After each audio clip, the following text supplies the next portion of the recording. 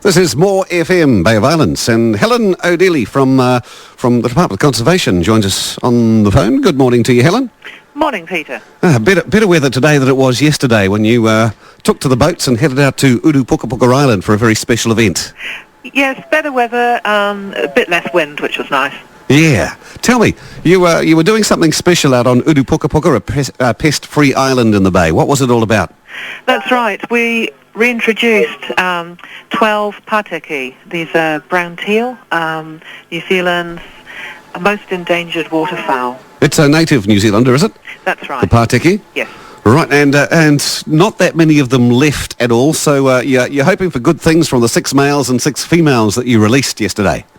Yes, there's a very good chance that they'll breed up well and that they will make themselves at home on the island, and then their progeny, their young ones, will then disperse off into other parts of the Bay of Islands, which will help those populations elsewhere. Okay, apart from clipping the wings, which is something you don't do, what's going to keep the Pateke on Puka? When they're bred in captivity, they're fed on a particular type of pellet, which is designed for brown teal, and so they are used to feeding on that sort of meal, and then when they come out to the island, that feed is there for them, and so there'll be supplementary food for them for about 3 months, whilst they get used to going for the wild food like the crabs and so on. Right. Oh, well, good luck with that one. I hope the breeding program goes very, very well. You'll no doubt be keeping an eye on them. Tell me, how long has Puka been pest-free and a bird sanctuary type thing?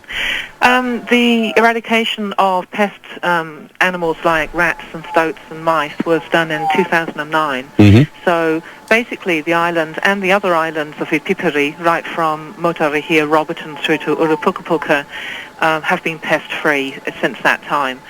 There've been occasional, lapses? Yes, where an occasional rat, I think it's 9 in total over those years, have got back to the islands, and 1 stoat and a couple of mice. But every time there's been one of these incursions, the Guardians of the Bay of Islands volunteers, the community group behind the project, yep, and also people from Rafiti, from the 2 hapu out there, who are also part of the partnership of Project Island Song, and the Department of Conservation have got out there and put out extra traps, yep, got the rodent dogs out to search for the rats or mice, and in every case we've found the stowaway that's got out to the island. Well, that is excellent. It's something for people to think about too as they head out on their summer holidays and that type of thing, because Puka, of course, is you can go camping out there and that type of thing, can't you? Yep, that's absolutely right. In fact, the first rat that got back to the islands, we're pretty sure came out in camping gear from Whangarei. Right. And the people who found the rat underneath the sheet, on the ground sheet in their tent, did the right thing. They killed it humanely as quickly as possible, yep, and then they rang DOC on the 0800 DOC hot number. Not a nasty thing to roll out your sleeping bag and find a little rodent in there, wouldn't it? It was a bit of a shock. Yep.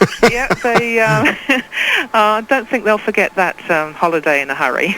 Right. Any plans for more releases on the islands in the near future, Helen?